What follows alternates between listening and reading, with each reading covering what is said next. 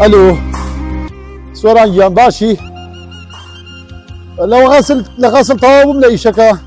هەوەرەکانم بردبوو لە خۆم بۆ ئیشەکەم وەڵای وتم ئەو محامیە وتم نازانم نایدۆزمەوە هاتووەتە مەنتیقەوە نایدۆزمەوە تەلەفۆنی بۆ ئەکەم جواب نادات وەڵای ئەدە باشە بە قوربانی شام ئەدە قەینا حەزەیسە خۆم بە تەلەفۆنی تری بۆ ئەکەم بزانم بەڵێ چی باشە قوربانێ بووم لێ بە ساکە بووم لێ خوا بسپارم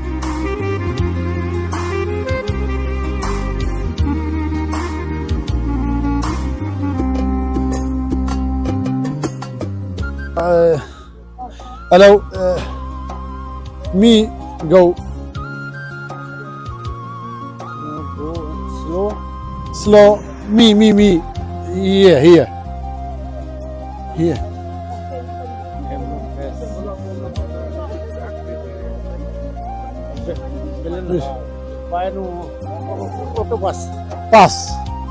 pass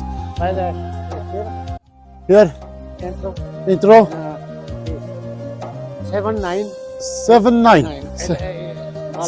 79 time bas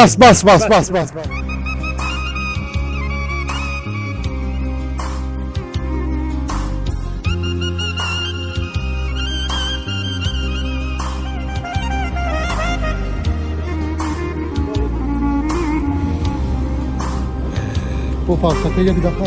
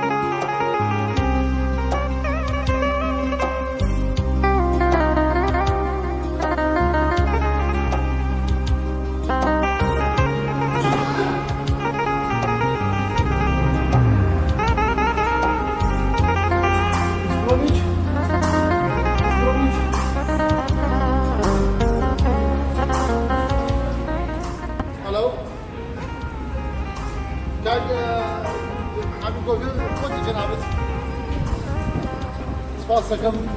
جەناب قوربان تەلەفۆن بۆ کردی وەڵی کاک سۆرانیش زۆر وەسفی جەنابی کردیان نازانم کەم چی بکەم هاتووم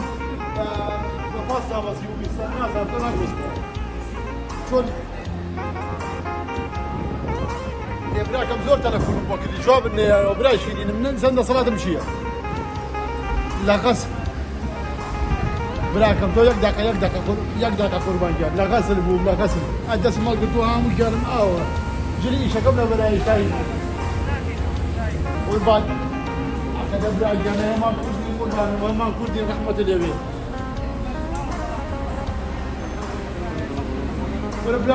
برای گیان پارە لە خزمەتاوم پارە چەند نەفەرمی حەقەت لە خزمەتاوم چکۆم نەزانم جەنابتان دەسۆزم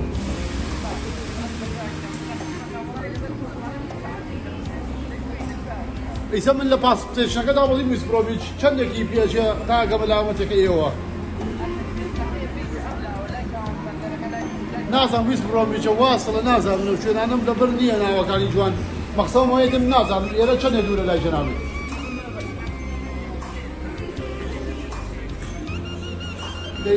عینەکەم لێرەمە ئەو ڕەقەم کۆدەکەم بۆ فێرە بەس برا خەڵکی ئێرە جواب نادە بزیاران یەکەم ئەترسم باش سپاسەکەم وڵای شام قیسەکەم هێناوە شوداویشی سێری پیرم بە قوربانی شەوە بوو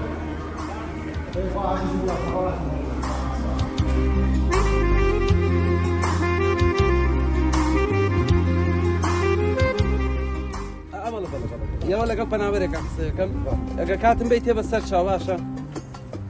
دەی باش 500 پاوانم بەرێ دێمە تاونەکە لێ وەرەگرم و دەی خوا کاکە خەڵک وازنە قوربان بەخێر بی باشی برایم یا خوا بەخێر بی کاکە بە خاتی خوا بۆم لۆکیشنە نادۆزیتەوە برایم کرد بوم بەفری من چوزانم کیشن و کیش هەر تۆ ئینگلیزیە رەزانی بە قوربانێ کیشن چوزانم برام هەر ئینگلیزیە زانی ڕەحمەتە لێ هەر تۆ ئینگلیزیە زانی ولا من فۆستا هەموو شتێکی بیر بردنەوە پۆستێکم بوات و هەر ڕۆحم چووە No, thank you. کاکە جان ئەمە کێشەی تۆ چییە؟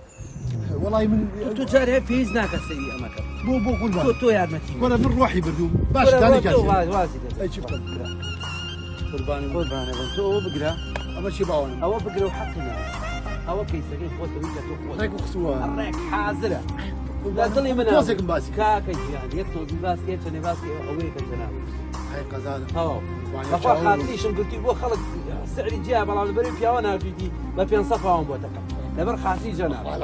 یاخوا لەشە ساغ بەبراگەن دەبەخوای بەس ئاوا پایەکەین ئاوا ڕۆژ تەیارە لەسەر کورسیکی خەڵک دێ خەڵگە ڕۆ ئاوا پایەکەی بەجددی چی بکەین ئەی بەسەو نابێ بەسەو 100 پاوە ئەی چوزانم ئەو بفرۆشم بە خەڵکێکی بفرۆشمێ بە 2000 پاوان خاتری تۆم کردو براکەم تەزیوە وەڵڵی قوربانم برا و خەمە سەرسەرم بەخوا ئەگەر ئاوایە أنا قربان من والله خو من بخوان لك هيك وتلحقت راسي تلفون بو كرت مر بيتعقد كاك اللوكيشنك براك اللوكيشنك تقول لوكيشن ما كيشوش باش تو قاعد ينجي بو كل جيش ولا داخل برات بوست بوات وروان داي بيقول انت تبع شيء بوست بو قرباني كاك بيويزنا كبرا اخر مره على ديبورت وروان دا وشت زانا شي بوكي ابنازان زانا وانا وبرادراني بوست كلا قوال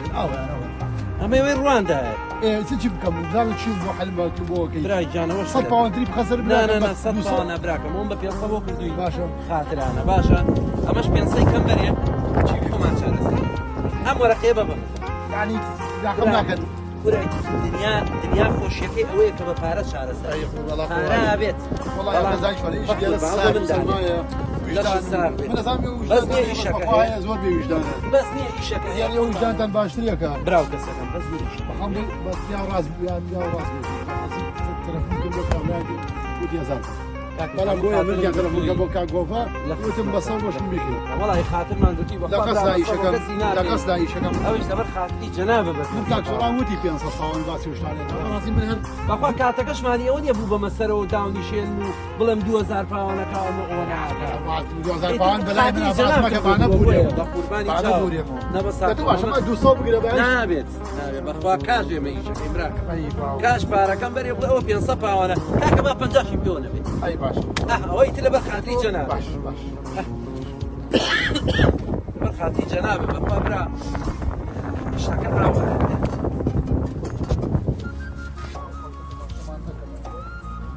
يا اخو خلق نايد زي اخو خلق نعرف فين اخو باري لكن يوتشان يكونيه والله اذا قصد عايشه كم يتنازل شنو كمان والله تبع حساب الخوم لما لا شو عصوا ما وردوه فجاي مني فجاي بيعني دم ولا حتما دم تاكيد بعد دم صاحب ما مدري كابا ويك باوني شكي تركاك تشيبكي بخوا اما اه باكي قرباني تشاو سم تشيبكي استوي بنجمورك ولا بالله خومي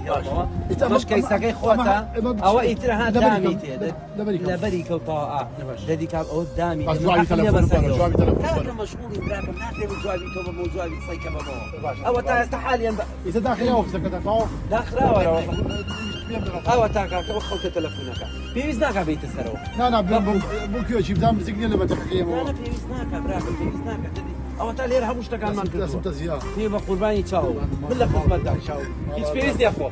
والله حقمني او لوكيشن يا ربي ما شو ولا يباصك بزانه برا قطان فير كان هوا قطان فير كان والله زور خلق فيها حظي كاك من لا تخوم جرمن مشتاق انجليزيه ولا كمان عربي وكرديه وفارسيه يعني مشتاق كلها كمان نيه قربان بلا مشتاق عربيه ما ضاب يا اخوان دوستو دكو باش او كانوا عليواتم عليو هاتي باش او شلون كذا شلون بيشكل هوا بنجي بيانا ايش خليت مقسومه باش معنا وديت كاش هو كان جي والله برام تازات برام تازات وخوف فيك خولا بلساني شوف انجليزي في عربي ليرش خوف فيك برا حموي فيها ولا امانه شوال ما كلي كلام من بيساقوا ما سؤال لك والله سكت جوال اي شيء من من اسمه اوفيسك ان شاء الله اي تو في سكه داخلي ايه داخلي براكم داخل اسا داخل بقرباني جاوا كان والله مو ذاتي يسموا في سيو نا خواردن وخردي والي ورا براكم مطعميه بقربان مطعميه جاوا كان قرباني جاوا ديلا فناي خوابي ان شاء الله هو من حق يوكي سميه تدامي تي وخاطر غسله تسيو شيء والله يقول باش كل ساليش مع زي شاي شتي وكان هي بول ولا اللي انا معرزني براك انا معرزي لا معرز عايش ما كل شاي شي زور خوش قرب لا خواني بغى غسلك خو عيبي نيم ما هيك جو خوش بي عيبي نامي ان شاء الله شكرا عليك خوابك خونا جواب هي نهيش كيف اي خواني بغى لكاك خوابك دار برايا تتوعي لكم يتجنا شيء سويت من هذا السفر حقنا براسه بجيبها بالسواشم تلفونك ما كتبنا شمنا وقاصك انا باصك قصيك بيسراحه فارم بيا بس بجاب هوني ما مخوابرة برخوا مدنياك على الدنيا ويران وما لك وتبقى فيتي مهار نيخوار هيك نيخوار عربك ولا دي باش ما الله ابي اخوان انجليزي يا اخوي وش كم جاري وابو بلا وش وابو او جواي ود ودي جوز انجليزي بزانيا يا جرواني وقف عربك يسمى الناس شوف كم شيء صار في كتاب يوم تيجي برا خسوا برا لنا مو برا كيس كل ويا تاليا بس نازل ما شلون ما حازري كل شلون صار سياسة حازر يعني حازر أنا وبيت فروشن بس قينا دي باشك حازر بو صوب بعده صبان لبسني بس يصوم لبسني برا وربو وجدان خوش قينا برا عزر خوش شوفلي بين نيو كره من لغسلام كره بعد وجدان ما نبيته إذا برا تو رفيقته بي ولا برا والله يبخو أو خلك لو غسل أي شكات أو خلك كاكا لكردستان عائلي بسرويه وانا ابو كاسيتر باش بس بو هزار صلاني وكم الخراب وبراك لا باش براك بالو شنو لوكي لوكي شنو كان بالي تكنشي او برادر شويه كده مالي ابو قصش باليدم ولا بلا خور راسك ممكن يسموكم النية لو تي لك امان انجليزيه زاني عيبي نيه ما يحطوزك شر زاني بس من الناس بيرتانكم لم غربتا صداما بيرتانكم لم ازارا بكوتاي وببنا بيرتانكم ارزوي دارتانكم ارزوي دارتانكم بيرتانكم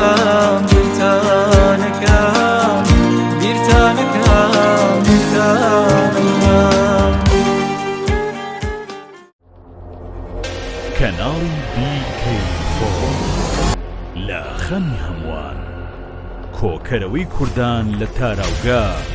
بەگشتی لە ئەوروپا و بەریتانیا کەناڵی BK4